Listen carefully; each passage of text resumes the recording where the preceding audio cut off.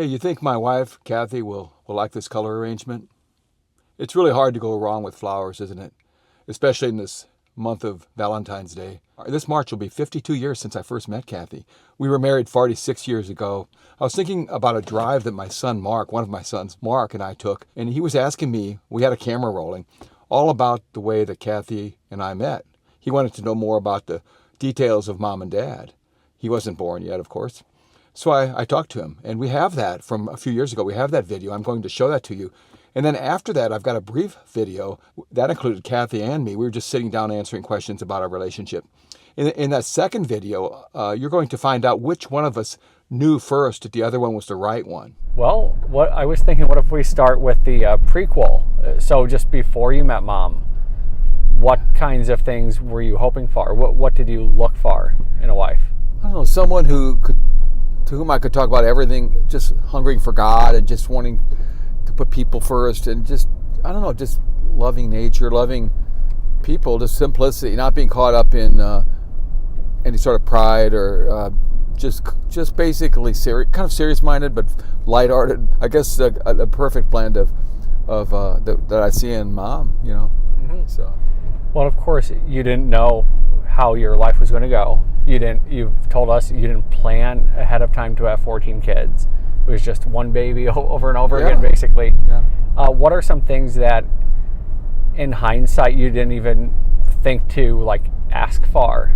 Oh, wow. You know, some things that it had to be God because you didn't even know it would become a job requirement. Oh, yeah. I mean, I wouldn't have even begun to be I mean, there are so many optional extras that came with Mom. I would have been just glad to have somebody with whom I was very compatible, and I loved. Another thing I should have said is loving the outdoors. I was bicycling a lot in that era. You know, I met her at the beginning of 1973, and I was just riding my bike everywhere, and just loving the outdoors, the woods. She loved everything. She was energetic, loved the outdoors, loved children, and wanted to have a large family. Selfless. It really is one of the biggest things in my life that made me realize how loving God is and how specifically He chooses. Because I had, when I had quit trying to find the right person and just turned my attention to God, then He brought her. I just had a kind of a relationship prior to her that was more like just a friendship, someone who would go biking with me and someone with whom I could talk, but it never progressed beyond just a friendship. And I think we both realized that eventually, and I probably realized it later. I was always the idealist, and I just took that emptiness and sorrow to the prayer meetings. I was sort of at the end of my rope, and I was so disappointed. Plus, I was also kind of heartbroken about not making the varsity in baseball.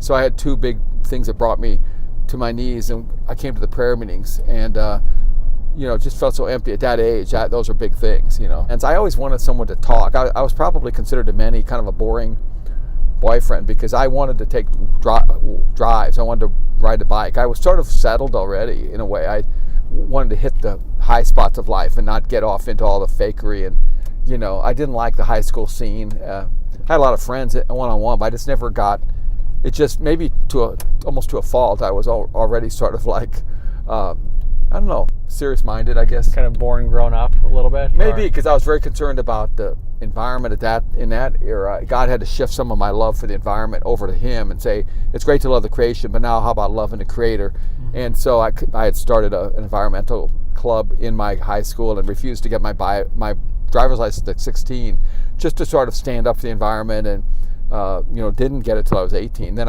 God kind of just said, hey, let's channel the idealism toward the real pollution, which is man's sin. We need, they need the blood of Jesus, and that'll all flow into taking care of God's creation. If you love God, you're going to take care of, I mean, no true person who loves God is going to mess up the environment. Mm-hmm. I remember one girl saying, what are you going to do? What's he going to do? It kind of hurt my feelings, but I heard through the grapevine, hey, this girl asked, I wonder what he's going to do if he takes a girl to the prom. I thought she said ride the girl on his handlebars, but it just was.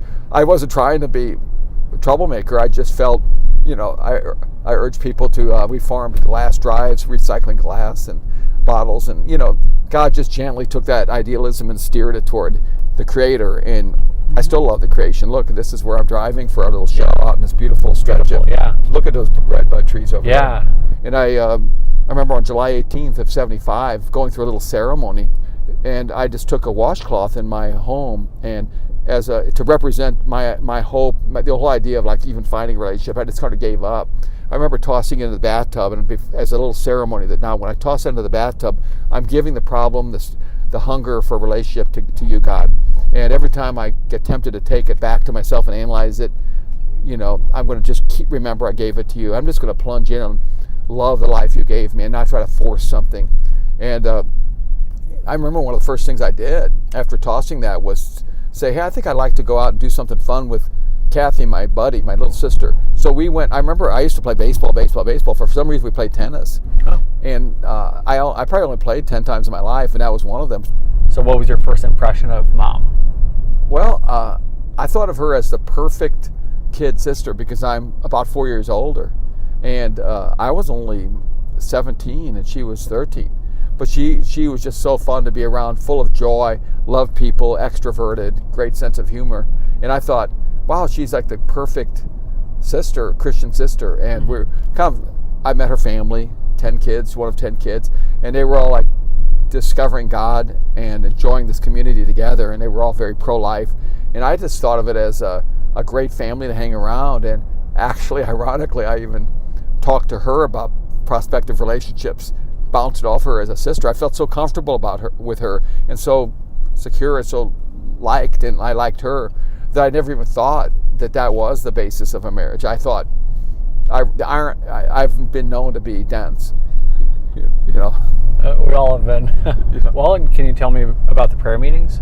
Yeah, in March of '73, I was invited by I'll never forget a young lady at my high school, and she was just a very cheerful, joyful person, like a sister, really, and we were never boyfriend, girlfriend, but it's just a real cheerful classmate. And she knew of my hunger for God and just love of things being real. And she knew that I was sort of searching for a deeper relationship. I had believed in Jesus, but not to the extent of really fully understanding about the baptism of the Spirit and all of this. So she suggested, hey, would you like to go to these prayer meetings Thursday nights at the King's House, a retreat building nestled in the woods in Belleville?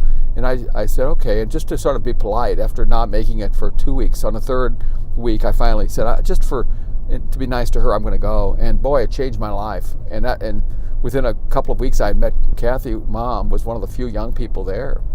I really enjoyed the drive that Mark and I took that day. It seems like some of our best conversations, my sons and my daughter and Kathy and I, happen on the road, just driving around through the country or running errands or even on one of our vacation trips. I'm so grateful that Mark captured that conversation on film. Now, in this next brief video, Kathy and I answer some questions, and you'll find out which one of us knew first that the other one was the right one. One night in spring of '73, I took my bicycle and just stepped out of my normal habits of life and went into a winding woods, a trail that led up to a retreat house. I went there with the idea of drawing closer to God. I wound up getting two for the bargain. That happened, but I also met my future wife. When I was 13 and Rick was 17, we met at a prayer meeting at the King's House Retreat House. I was 13, we met when I was 13, he was 17, but we didn't even start dating or be serious about each other until I was 15 and he was 19. She was one of 10 kids in a large family that would come to these meetings. And I would just enjoy chatting with her, kidding with her. She was 4 years younger than me, thinking of her as like a kid sister.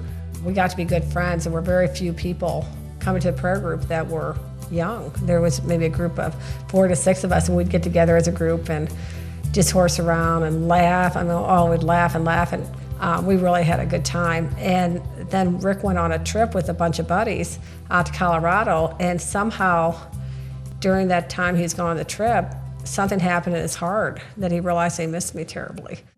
I think it was at Kansas City. I was at a rest stop, and I remember being in the car and turning to one of the other people on the trip and just sort of blurting out, I think I left my heart at 421 South Jackson. That was the address where Kathy and her big family lived, a big old brick house on the corner there. And I remember coming home from Colorado, and it was a beautiful night, full moon out, And I remember we were standing by the brick of the house, and the moon was shining down. I just looked at her, and she looked at me, and we just sort of knew. It was so quiet and so simple. There weren't fireworks. There weren't many words. It's just like, oh, I recognize you, in my mind. And she kind of had this look like, you finally recognize it, don't you? And it was so simple. We married when I was 19, Daddy was 23. My sisters got married, 2 of them at 18 before us, and so I thought we were real mature waiting until we were 19. Now that sounds so young, but then I felt very ready. I think I was. Really, the adventure that began in the spring of '73 when I rode my bike into that woods and stepped through the doors of that brick retreat center, that adventure hasn't ended. In a sense, it's been one long day ever since then. Well, now you know which one of us knew first that the other one was the right one and which one of us was a little dense. I look back upon these years and I think of so many times. There were times when I didn't see something right away and she did. It's almost as if she could see another color of the spectrum.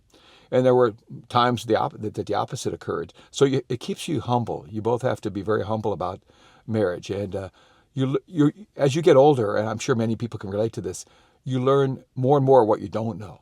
And it helps you to depend upon God, each other, and just to, not ever get too arrogant about anything. I think she'll like this color arrangement, don't you?